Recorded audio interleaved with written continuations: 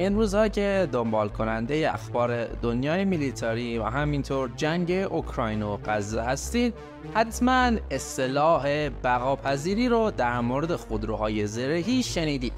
مثلا این روزها زیاد میگن فلان خودروهای زرهی بقاپذیری بیشتری نسبت به بقیه داره. اما خب تا حالا براتون این سوال پیش اومده که اصلا این مفهوم بقاپذیری دقیقاً چیه و به چه چیزهایی اشاره داره؟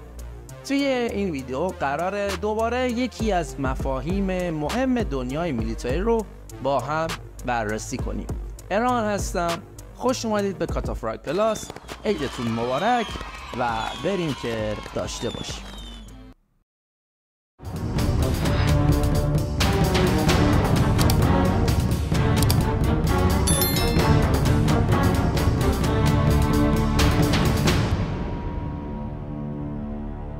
کاتافراگ تقدیم می کند. در نگاه اول ممکنه بقاپذیری رو صرفاً زره فیزیکی در خودروهای زرهی تصور کنید. اما این دیدگاه کاملا درست نیست. بقاپذیری یک مفهوم خیلی گسترده و جامع است که زره فیزیکی فقط بخشی از این مفهوم رو شامل میشه. حتی ممکنه افزایش زره بقاپذیری یک تانک رو کاهش بده. برای اینکه مفهوم بقاپذیری رو بشه راحت‌تر توضیح داد، اون رو به مدل‌های مختلف تبدیل کردن. محبوب ترین و دقیق ترین مدل برای نشون دادن بقاپذیری خصوصا در بحث خودروهای زرهی مدلیه به اسم پیاز بقاپذیری.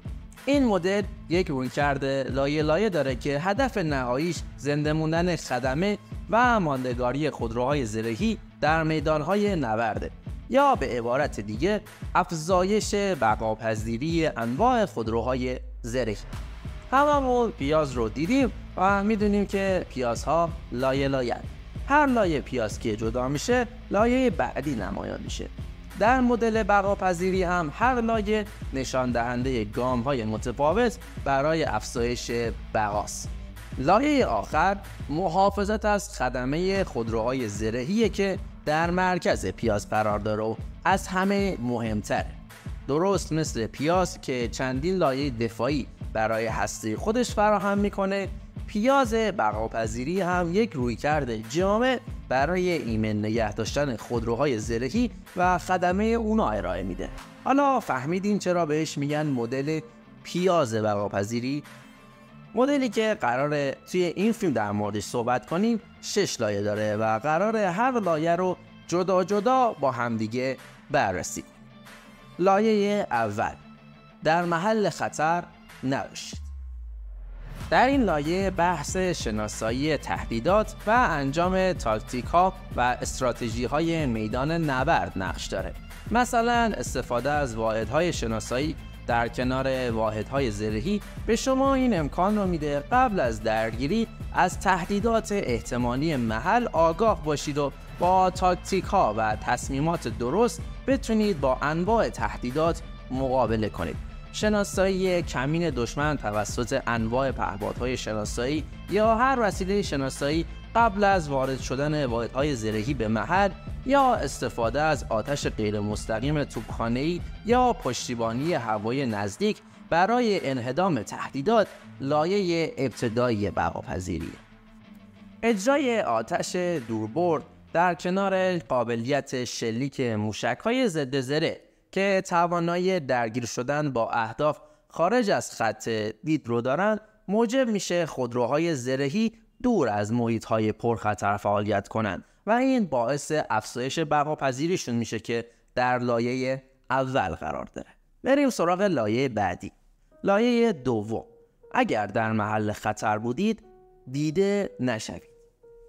اگر خودروهای زرهی مجبور شدن به محل پرخطر وارد بشن و درگیر بشن، قبلش باید استتار یا اختفا کنند تا توسط دشمن دیده نشن.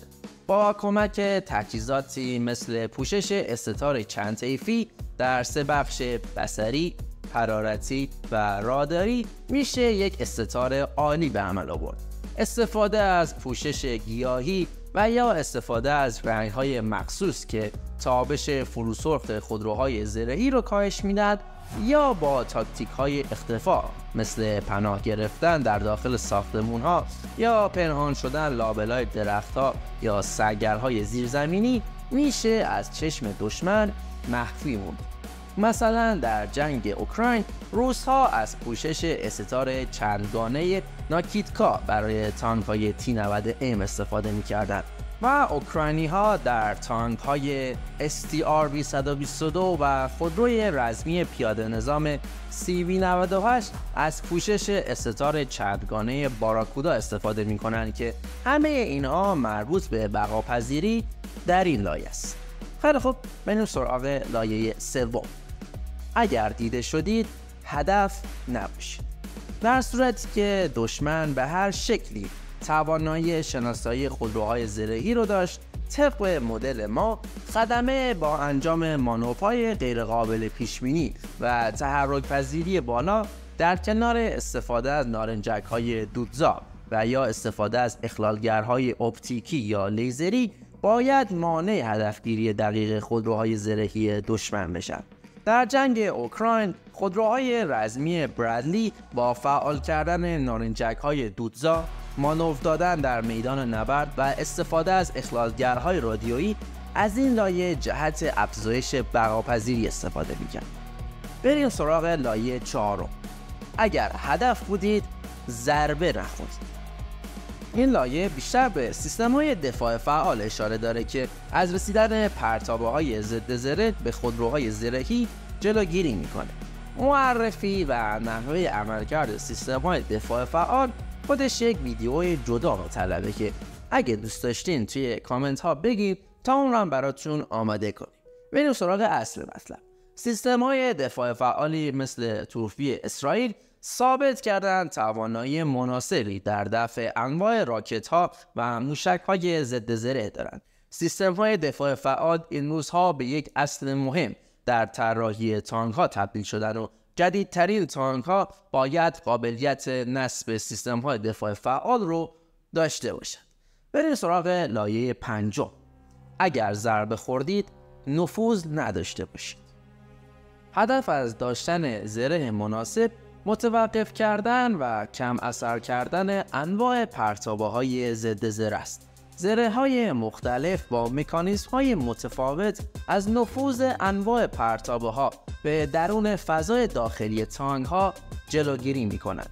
جنس زره، لایه‌هاش، زاویه‌های نصب و علاوه نصب زره‌های اضافه شونده روی تانک‌ها در این لایه قرار می‌گیرد. به عنوان مثال موردی که تبدیل به میم هم شد نصب زره‌های واکنشی روی تانک‌هایی مثل سری T-72 یا تانک‌هایی مثل سری لئوپارد 2 توسط دو طرف درگیر در جنگ. به طور خلاصه عملکرد زره خود تانک و نصب انواع زره‌های واکنشی نمونه از افزایش بقاپذیری بر اساس لایه پنجمه. لایه ششم و آخر. اگر نفوذ داشتید کشته نشوید. حتی در صورت نفوذ پرتابه‌های ضد زره هدف به حداقل رسوندن آسیب به خدمه و تجهیزات داخلیه. این موضوع به مؤلفه طراحی خودروهای زرهی مربوطه. مؤلفه هایی مثل جدا کردن خدمه از بخش مهمات و سوخت، اضافه کردن دریچه تخلیه انفجاری مهمات، سیستم های اطفاء حریق، لایه های ترکشگیر داخلی، دریچه های فرار اضطراری و غیر است. در جنگ اوکراین دیدیم تانک های غربی مثل لئوپارد 2 در این لایه عملکرد بسیار بهتری نسبت به تانک های شرقی داشتند و خدمه بعد از نفوذ پرتابه‌های ضد زره به سلامت از تانک ها خارج می شدند. خب حالا که با مفهوم بقاپذیری و مدل پیاز بقاپذیری آشنا شدید، متوجه شدین که این مفهوم با چیزی بیشتر از زره و سطح حفاظتی در ارتباطه. اگر در گذشته فقط دو لایه بقا مهم بود، امروز تعاریف بیشتری رو در بقاپذیری می‌بینیم. دفعه بعدی که فیلم انهدام یک خودروی زرهی رو در فضای مجازی دیدید، لایه‌های پیاز بقاپذیری رو برای خودتون ترسیم کنید و با این دید نگاه کنید که چطور لایه‌های بقاپذیری یکی یکی از بین میرن تا در آخر اون خودروی زرهی منهدم میشه.